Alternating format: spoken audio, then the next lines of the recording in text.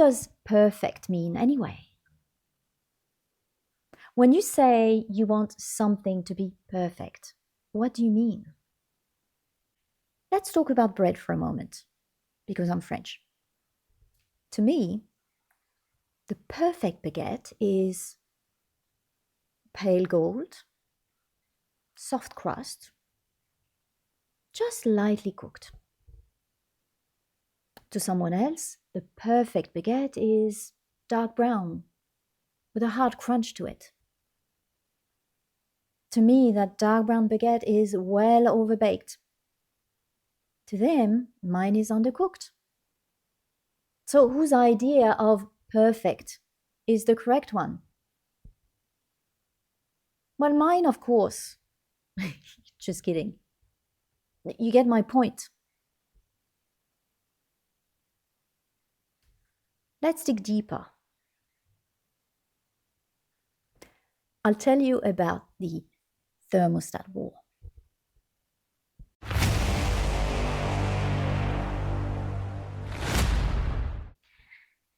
When I was a student, I had a habit. Every time I walked into a lecture room, I would check the air conditioning dial by the door.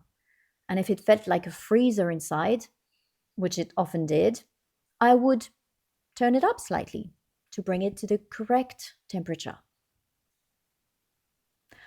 What I did not know was that one of my classmates had the exact same habit of checking the thermostat. But she ran hot. She was always hot, that girl. So she would walk in and automatically turn the air conditioning dial down.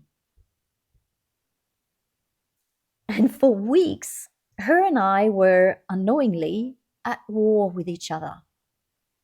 Turn it up, turn it down, turn it up, turn it down, turn it up, turn it down. Until one day, I get to school and I see all the air conditioning vents hanging open. And there's a technician up a ladder with half his body inside the ceiling because someone had reported a problem with the air conditioning. Oops, there was no problem. The system was fine.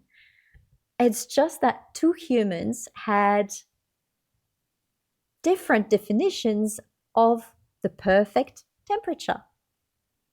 And we both assumed that our preferred temperature was obvious. We confused preference with evidence.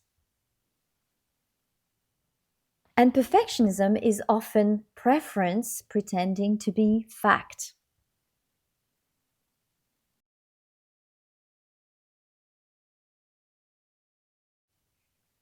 Perfectionism is also often fear disguised as competence. A few years ago, my partner and I checked into an Airbnb. We walked in and looked around, as I'm sure everyone does. And my partner said, "It's really clean." Meanwhile, I was staring at the base of the bathroom tap. Clearly, no one had used a toothbrush to clean around it, which is such basic decency, right? Except this place had glowing reviews. My partner was super satisfied. The world was functioning. So apparently, apart from me, no one was traumatized by the tap base. And that's when I started thinking,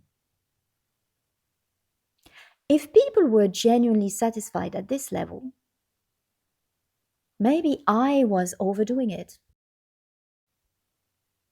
Maybe I didn't need to clean my own bathroom with such forensic attention to detail.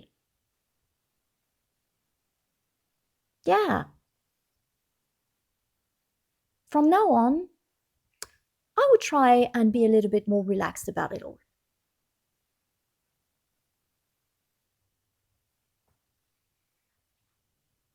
But what if my mom came to visit?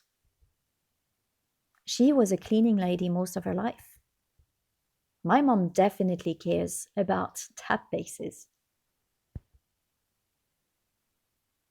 Plus, I know I had just discovered that 536 people on the internet were totally happy with what I considered a just about clean place.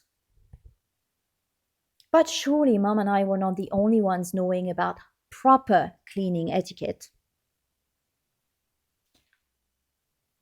What if someone who also had that knowledge came to my home? What would they think?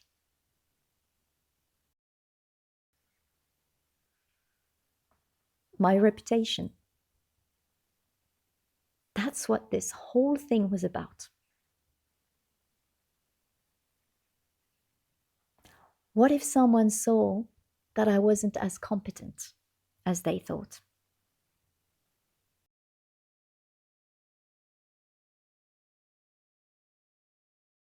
For several years, I worked as a temp in corporate environments: receptionist, PA, office manager. 3 different people were fired after I replaced them for a few weeks. And I promise you, I wasn't there plotting their downfall. I love temping. I certainly was not interested in taking their permanent jobs. What I wanted was something else. Regardless of the person I was replacing, I wanted my reputation untouched, untouchable. When it came to my work, I would have rather died than have someone describe me as average. If my name wasn't immediately followed by brilliant or fantastic, my nervous system interpreted that as threat. Yes, threat. A threat to my very own identity. If I wasn't exceptional, who was I? When perfectionism fuses with identity, mistakes stop being simple occurrences. They become verdicts. Guilty, bam! Here's the thing. We think we are choosing excellence when in fact, most of the time we are choosing protection. If I do this flawlessly, no one can criticize me. If no one can criticize me, I am safe. If I am safe, I can relax. Except you never get to relax because flawless is a moving target. There will always be a cleaner bathroom somewhere in the world, a more efficient PA, someone somewhere who does it better. So you keep running to stay ahead of judgment. Judgment, which, by the way, may not even exist. Now, I'm not here to convince you to become sloppy. That's not the solution. Imagine a sloppy neurosurgeon. No, the solution is differentiation. There is a difference between loving excellence and fearing imperfection. One feels alive and the other feels tight. You know the difference in your body. When you redo a sentence because it makes the idea clearer, that's craftsmanship. When you redo it because you worry that someone will think, gee, she can't write, that's defense. Same behavior, different motive. Same behavior, different consequences. And when you become aware of those consequences on your mental, emotional, physical well-being, You may very well want to kick yourself. And this is where I would like you to please slow down. Because listen, perfectionism for you may very well have started as a protection mechanism. It had a noble purpose. It served you well.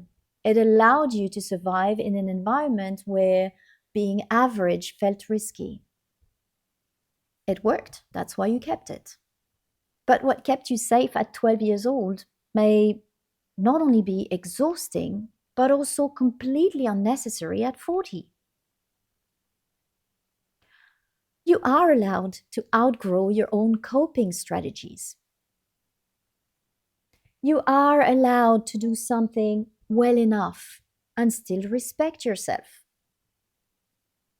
In your own home, you are allowed to clean the sink without using a toothbrush. And you are allowed to send the email after only one proofread, not 100. I remember when I first practiced this, I literally had cold sweats and heart palpitations when I pressed send. I've become much, much, much, much, much better at it now. Still working on it. There's still situations where I find it challenging, but I'm much better. Most of the time now I can go, yep, that'll do. Boom, send. That'll do, pig. That'll do. For those who'll get the reference. Actually, this could be your new mantra. That'll do, pig. That'll do. Stepping off the perfectionism train doesn't mean abandoning standards. It means separating your worth from your output. It means letting excellence be a preference, not a shield. Because when doing something well stops being about survival, excellence becomes enjoyable again. So, the next time you feel the urge to adjust again, just one more time, ask yourself, am I reaching for beauty or am I reaching for safety? And if it is safety, maybe for once, find it in you to not give a fiddler's fart about being less than perfect. Because safety isn't hiding in the base of the bathroom tap. It's in whether you still stand when you leave it as it is. And you do.